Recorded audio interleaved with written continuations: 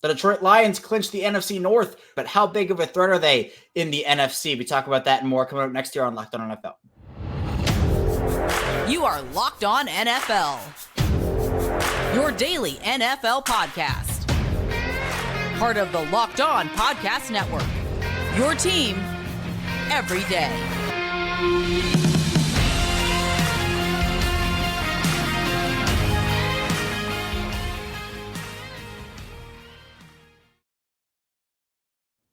Welcome into another edition of Locked On NFL, your daily NFL podcast. I'm your host, Kevin Ostraker. I'm the host over at Locked On Ravens and one of the many NFL experts here on our network. Thank you so much for tuning in today, making Locked On NFL your first listen each and every day. We are free and available on all podcasting platforms. That includes in video form on YouTube and audio form wherever you get your podcasts. And again, part of Locked On Podcast Network, so be sure to check out your team every day. Today's episode of Locked On NFL is brought to you by Gametime. Down the Gametime app, create an account and use code LOCKEDONNFL for $20 off your first purchase. Last minute tickets, lowest price guaranteed. We are a 5-day-a-week NFL show here, even though it's Christmas. So Merry Christmas out there to everybody. Hopefully you can spend the day enjoying some family, opening some gifts, and embracing some Christmas football. We got some games coming up today, which will be super exciting, including me being Locked On Ravens, the Ravens and 49ers on Christmas night. We have lots to dive into today on this show, and we bring you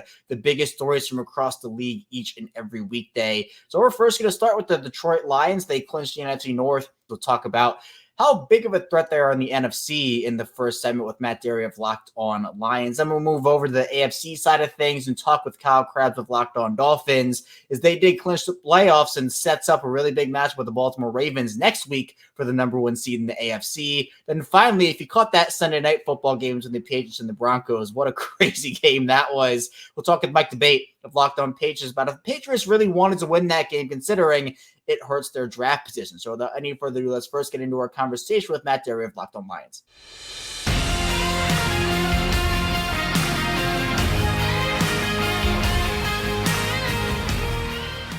The Detroit Lions get to celebrate. They defeat the Minnesota Vikings in a crazy game, and they win the NFC North. Here to talk about what it means for the city of Detroit, the organization, is Matt Dery, the host of Locked On Lions. And Matt, this is a historic day in Detroit history as the Lions, they get this thing done. I know a lot of fans were anxious about it. They're going to be able to do it. Are they going to be able to close it out? How does it feel, and how does the city of Detroit feel right now with this? Kevin, I'm not sure if fans in Detroit know how to feel right now. It's very emotional for many people. It was very interesting today after the game when they won and Dan Campbell welcomed or brought up to the front of the room there in their huddle in the locker room, the likes of Taylor Decker and Frank Ragnow and Jalen Reeves-Maben and Tracy Walker. Heck, Don Muehlbach, who's now on the coaching staff, but was a long snapper for years, called him up because these guys have been through hell with this organization. And to finally win a division, and I know for places like in Boston, heck, with Baltimore, there's organizations that winning the division doesn't mean all that much. For Detroit and not winning the division in 30 years, the NFC North has been around since 2002. They've never won the NFC North. Green Bay's won it 12 times. Minnesota's won it all these times. Lions 0 until today. And to finish out a game that for years, this franchise, whether it was Wayne Fontes, Jim Caldwell, Jim Schwartz, Matt Millen era, Patricia era, they never won a game like that today. And they did. They held on and won. And it's very emotional for a lot of people. Not a host, get a chance to host a playoff game in a few weeks. Man, that place is going to be, the roof might come off of Ford Field. It's going to be, electric in Detroit. And I know that, again, the game against Minnesota did come down to the wire. Detroit held the lead for most of the game, but the Vikings tried, and they tried really hard to spoil this. Matt, how did the Lions get this thing done? Because, again, Minnesota gave them hell to get there. Yeah, look, the defense is not this is not a takeaway defense. This is not a very good defense, to be quite honest. They ride that offense, and Jared Goff and Amon-Ra St. Brown, the running backs, Montgomery and Gibbs were fantastic again today. But today, how they won it was they played against Nick Mullins. Let's be honest. Nick Mullins likes to throw the ball to the other team, and the Lions caught most of those opportunities. There were about 5 of them today. They dropped one. But the 2 picks from Kirby Joseph, 1 from Brian Branch, and then at the end, just a wounded duck that Mullins threw to Justin Jefferson, picked off by Ifeatu Melifonwu. It's interesting. Melifonu's a guy over the last few weeks that's getting an opportunity, and he stepped up and he's playing well. But the Lions made enough plays today. The run game was good, and the Lions took care of the football on the road. Yes, they had one turnover today, a Gibbs fumble, but other than that, they won the turnover battle in a +3, and they just make enough plays to win. They're very difficult to defend on third downs when you've got Sam Laporta and Amon-Ra St. Brown just catching everything. And Jared Goff and that offensive line have great synergy. They kept him clean today, and he had time to throw and delivered in big spots. And I know that, again, you can talk about this Detroit team, Matt, and it's, Jared Goff and Amon-Ra St. Brown and these stars of the Lions. But who are some of the unsung heroes that led Detroit to clinch this North Division here? Like I said before, I mean, you're not going to get a lot of love for the offensive line, but when they're healthy and right, from left to right, Decker, Jackson, Ragnow, Glasgow, and Sewell are really, really good. And they just open up holes. They keep Goff clean. And that group deserves a whole lot of credit. You know, Aiden Hutchinson and Brian Branch, they get a lot of love on the defensive side. But a guy like Alex Anzalone, who's got the green dot on his helmet, keeps it all together, calls out the defensive signals, is kind of everywhere. He's blitzing. He's in coverage, made some plays today. He's been very underrated. And you can't forget about Jack Fox, their punter, who late in the game today, when they needed him to boom one and pin Minnesota deep, does. Lions get called for a procedure penalty, and they make him re-kick it from 5 yards behind, and Fox does it again and keeps Minnesota pinned inside the 10. He's underrated. Coaching staff's really good. It's a lot of former players. Hank Fraley, a longtime O-lineman in this league, Antoine Randall, Aaron Glenn, a lot of the assistants, Mark Brunell, all former players under Dan, just like Dan Campbell was. So the players get it they get a synergy with the coaches. It's a good group.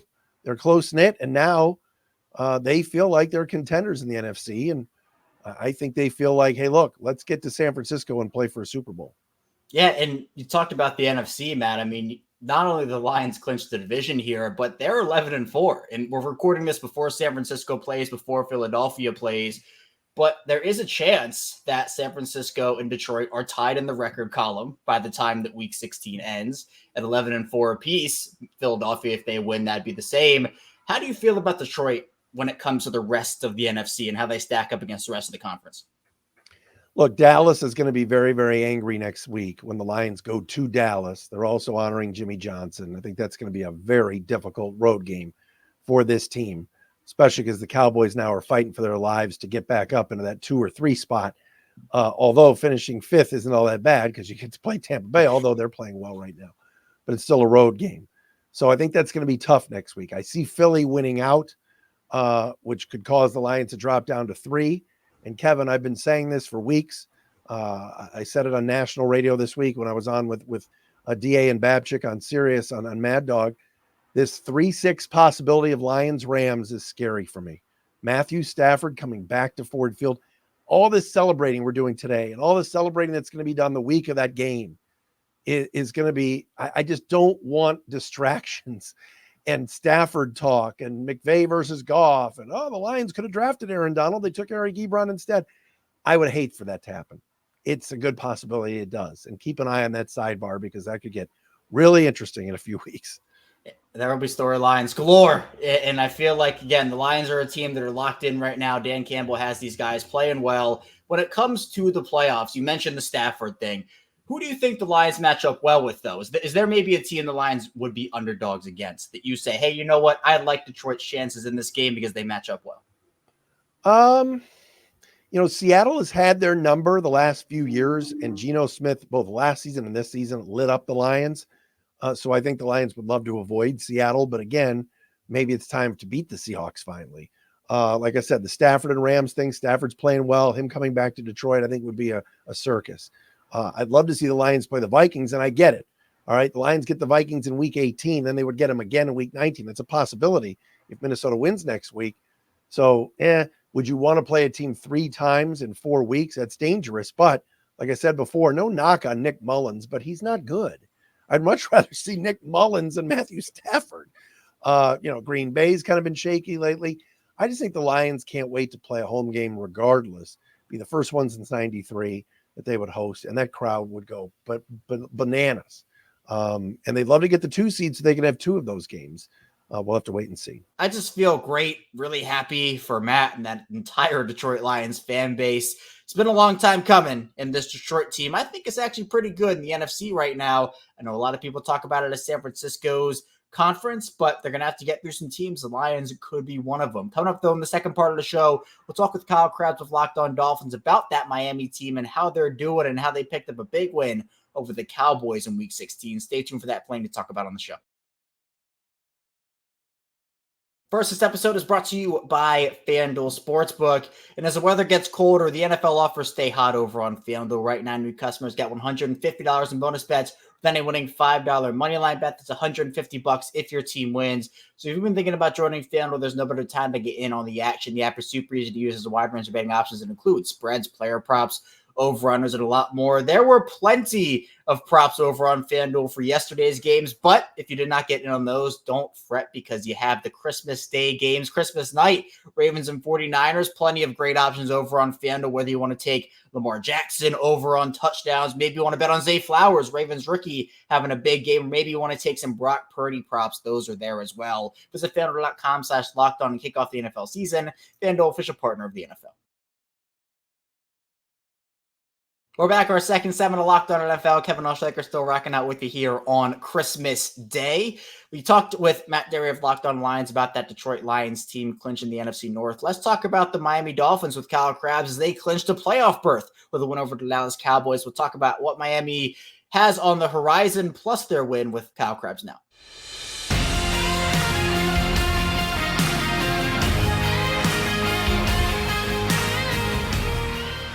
The Miami Dolphins needed a win against the Dallas Cowboys, and they got it 22-20. The Jason Sanders show it was in Miami in Week 16. Here to talk about that and just how he's feeling about the Dolphins right now is Kyle Krabs, the host of Locked On Dolphins. And Kyle, it was not an easy game for the Dolphins to pull this one out. They're missing a ton of playmakers. They did get Tyreek Hill back, which did make an impact for the Dolphins.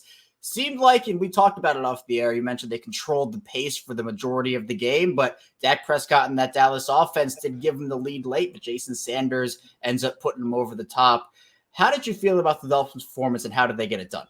Yeah, I certainly don't think you would look at this performance for Miami and say it was the most efficient of performances that the Dolphins have put together this year, but I do think it was the most resilient, be it special teams, be it defense, giving up the explosive play after, having a fortunate bounce to the ball on Dallas's opening possession. That's 15 plays and they fumble down inside the 5-yard line. And Dallas gets the explosive play for a quick strike score. And they really did a good job in the middle 2 quarters and middle 30 minutes of this football game, limiting Dallas to 3 points in those 2 quarters combined. And then the defense bends and breaks at the very end with 3.5 left. And lo and behold, the Dolphins offense is put in the situation that they were put against Philadelphia and against Kansas City and these late game, and against Tennessee, these late game opportunities to go down the field and score points to tie or win the football game. And there were 3 instances this year in which they did not do that. Well, this was an opportunity where you saw a couple 3rd and short conversions, which is a really sore spot for the Dolphins offense at times this season. They get in position, they run the ball effectively once they get down near the 2-minute warning and are able to turn out Dallas's timeouts and close the game. So a really resilient effort, and the most, I think, resilient effort this team has been able to put on display this season. And there were a few injuries that happened throughout the game for Miami, most notably Jalen Waddle first gets poked in the eye and then leaves with a lower leg injury. And then Raheem Mostert, who was a weird play, seemed like he got tackled by his own offensive lineman, although there was a Dallas defender who brought him down beforehand. Were there any updates from Mike McDaniel after the game on those 2? Not that I had seen, but I will say this is kind of the Dolphins season every game. It's just like you come out of a game and it's like, man, a couple of really important guys got banged up throughout the course of that game. You did see Raheem Mostert, who obviously scored the touchdown there near the end of the half. So you've seen the Dolphins also from a load management and injury perspective. Guys are cleared to come back in, but they're pretty hesitant to do it just because they are very big picture oriented, and injuries were such a big issue with the team last year where they limp into the playoffs at 9-8 and they play, I think, with like 12 starters missing from that game, that team that went up to Buffalo. So they've shown a lot of restraint. I haven't heard anything that would indicate that they're long-term concerns or anything like that. And for this Dolphins team that, Kevin, we'll be talking again this week because they're getting ready to play the Ravens next weekend. It sounds like a couple of the guys on the offensive line were close to coming back. Javon Holland was close to coming back. So it's just the constant churn, and that's the Dolphins season is you're never going to get the whole nucleus together. Who are the guys that get banged up? Maybe they miss a game, maybe they miss a few games, and the rest of the train keeps on rolling along. And you mentioned that, I mean, the defensive side of the ball, you have guys like Javon Holland, who you talked about, and also guys like Jerome Baker, obviously Jalen Phillips now done for the season with the Achilles. But the unit has seen kind of a rejuvenation period here with Jalen Ramsey, who missed the beginning part of the season. He comes back in. Xavier Howard is back as well.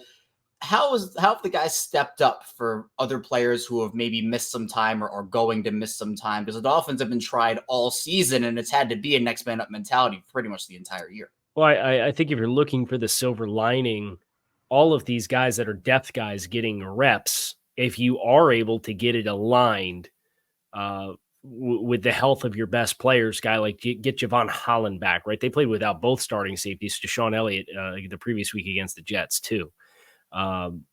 Those guys getting experience in a number of different roles within the defense, hopefully you can get it all synced up. And then the experience of those guys is something where if you're in a big moment and a guy has to step in, that moment's not too big for him because he does have reps. Now there's obviously a drop off in talent, and that's why guys are starters and guys are not. But I think that's if you had to make the best specifically defensively, and Andrew Van Ginkel is another great example of that, where Andrew Van Ginkel, Jalen Phillips injured his oblique in week 2 and missed the week 2 game against the Patriots, only played a half against the Broncos, and then missed a couple of weeks after that. And Van Ginkel stepped up in a huge way. And then Phillips comes back from the oblique, and he's a month of just all-pro caliber, Pro Bowl caliber play. And then he pops the Achilles, and Andrew Van Ginkel has to come back in.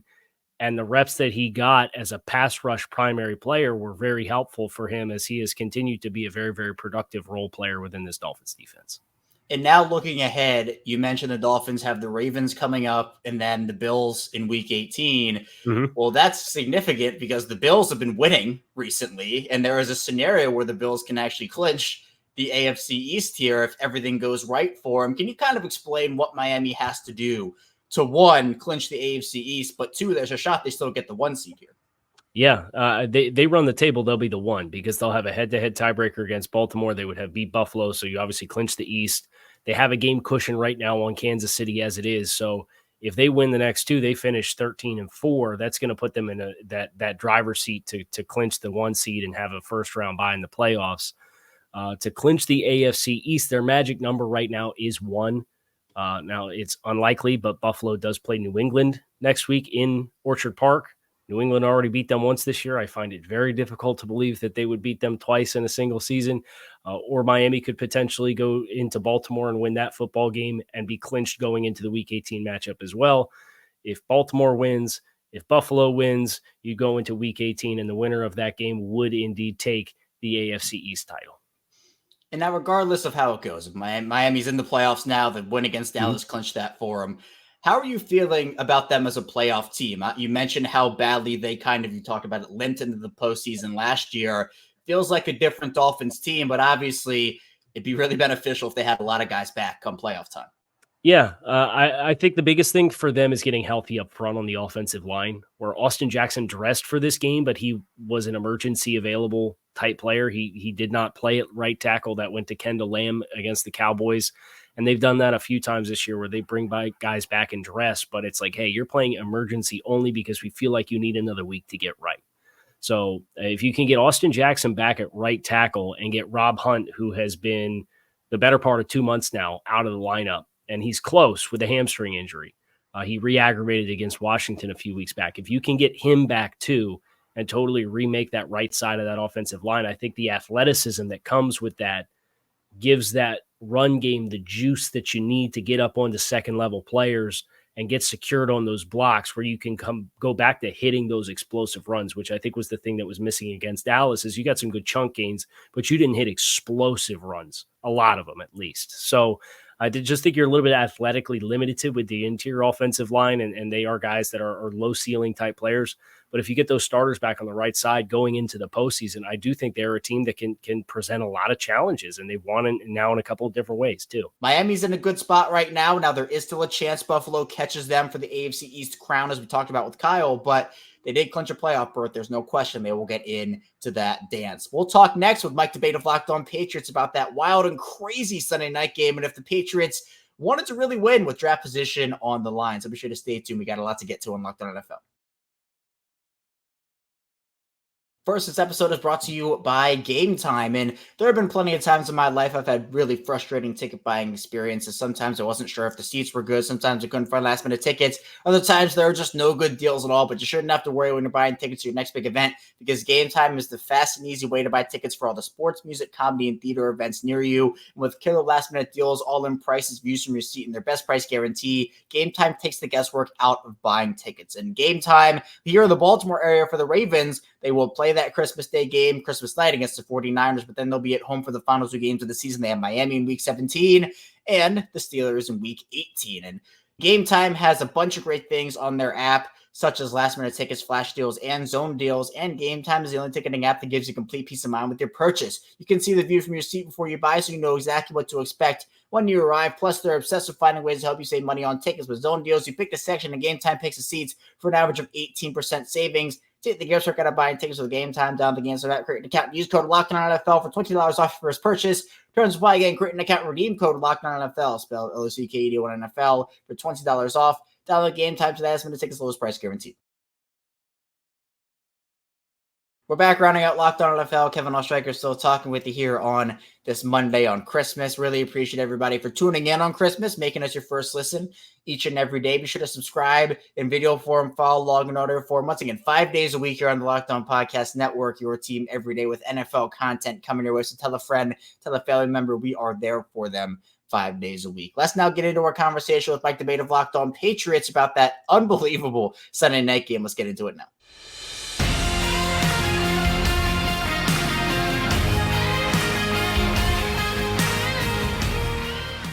The New England Patriots pull out a win against the Denver Broncos right at the very end on a 56-yard field goal. Here to talk about that with me and whether the Patriots actually wanted to win this game is Mike Debate, the host over at Locked On Patriots. And Mike, don't know what to tell you about this game. I hope you can tell me a little bit about it, because the Patriots scored 20 points in the third quarter and almost blow the game in the fourth as Denver went on a 16-3 run there. But those 3 points proving to be the difference at the end. What do you make of a game like this, especially with the way the Patriots have played all season?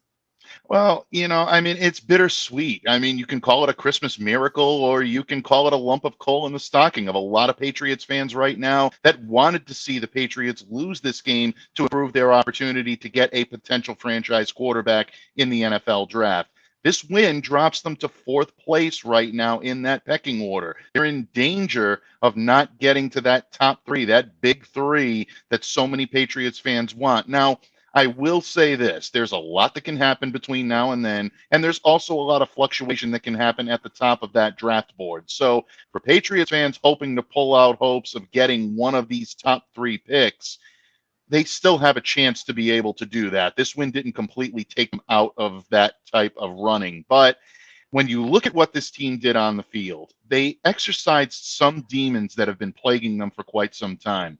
Second half woes, Bailey Zappi comes out, scores 20 unanswered points in the third quarter, showing a lot of poise, a lot of ability, and confidence. And that confidence carried over for the first time as a starter this season into the second half. So you take away something from that.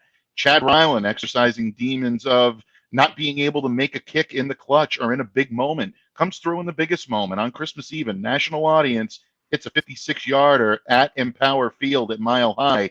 That's impressive. So there are things to take away from the field for the Patriots. I would say to Patriots fans right now, enjoy the win. Don't fret too much. Obviously, there's a lot of work to be done in the offseason, but this is a good win for the New England Patriots, more than it is a bad win for the New England Patriots. Right, and I know that, again, with the Patriots season essentially being done from a playoff perspective now, it is looking towards the future, trying to see what you can, if you can build momentum to go into next season, but also with that does come the draft position. And you mentioned the Patriots with this win, you enjoy it, right? You get some good things out of it, but at the same time, you mentioned, and we've talked about it pretty much all season, like the fact that the Patriots do need a reset at quarterback, and the most ideal way to do that is with this class coming up. How big of a disaster would it be if the Patriots somehow, maybe they win another game and they drop even further? How big of a disaster would it be if they're not able to secure one of these premier prospects in this upcoming class? Well, I mean, depending on what they're going to be going into next season with and what their long-term plans on, it could be a very disastrous offseason for the Patriots if they don't make the move to get the quarterback they feel can lead them to the promised land in the foreseeable future. Now, obviously, that's not going to be next year. We've said several times, and I've talked about this here right on these airwaves on Locked On NFL with you, Kevin. This team is not just a quarterback change or a coaching change away from suddenly becoming a contending team. There's a lot of work that needs to be done on the offensive side of the ball that doesn't just include the quarterback. There's a lot of offensive line overhaul that's needed. Joe Alt is someone who would look very nice out there setting or sealing those edges for the Patriots on the offensive line. So there's a lot still to be determined as to what plan the Patriots are going to put forth. But obviously, if they're thinking and looking quarterback and that's their top option, then yeah, they're going to want to secure one of these top three options, either Caleb Williams or Drake May or Jaden Daniels. Coming away with anyone but might be a little bit of a letdown for the Patriots fan base. But once again, it's going to depend on who's making those decisions and how the Patriots plan on moving forward. And I think there definitely was a question of, oh, did the Patriots want to win this game? And look, I think players, they go out there, they play their hardest. They play to win the games, right? There's no tanking with that. But I do think that there's a question about, well, with the long-term future of the franchise and what does this mean, not for this season, but the next potentially 5-10 years. We saw on that last drive of the game, which ended up being the game-winning field goal, 2 runs with Ezekiel Elliott, or at least trying to get the clock to get run down. It felt like Bill Belichick might have been playing for overtime there instead of playing for the win. What was kind of your thought on that final drive? Because then obviously they had a couple of big plays to break it open and get Chad Ryland in that position to win the game. Yeah, I was thinking the same thing when they came out and they started to run and they were not aggressive. I was like, okay, well, they're going to play for overtime. They're going to try to jockey for field position, try to get their guys a little more confidence going into overtime and then see what happens. All of a sudden, you do break for a couple of big plays. And Chad Ryland attempting a 56-yarder is definitely not the same confidence Patriots fans have had in kickers of Christmas past. Adam Vinatieri, Steven Gostowski, even Nick Folk, guys that had a proven track record of making catches in big moments. Chad Ryland hadn't been there yet. He got there tonight, not to the level of those gentlemen just yet, no question about it. But that's a big step in the right direction for a young kicker that needed a big moment. He got it, and I am happy for Chad in that regard. But, you know, bottom line, once again, it's a matter of your perspective. There will be people that will look at that final drive and say, well, Bill Belichick knows he's not coming back next year. He doesn't want the Patriots to get a good draft pick. He's going to play to win because he's going to try to mess up their draft position. Those are the conspiracy theorists. I don't put a whole lot of stock into those types of reports, Kevin. I think Bill Belichick is just the type of guy is competitive, goes out there, wants to win every game he coaches. And that's the way his players play. You heard David Andrews say after this game, I'm captain. I don't lay down. That's not me. I'm never going to do that on the field. These players are playing to win, and I think that's what you saw on Sunday night. We will see if the Patriots will be able to secure one of those top quarterbacks in the draft. Obviously, if they keep winning, their draft position will keep falling. So we'll keep an eye on that as the rest of the season goes on. So I happy here today, though, on Locked On NFL. Thank you so much for tuning in. Coming up tomorrow, more NFL content with your Tuesday host. So be sure to stay tuned for that. We'll see you right back here tomorrow on Locked On NFL.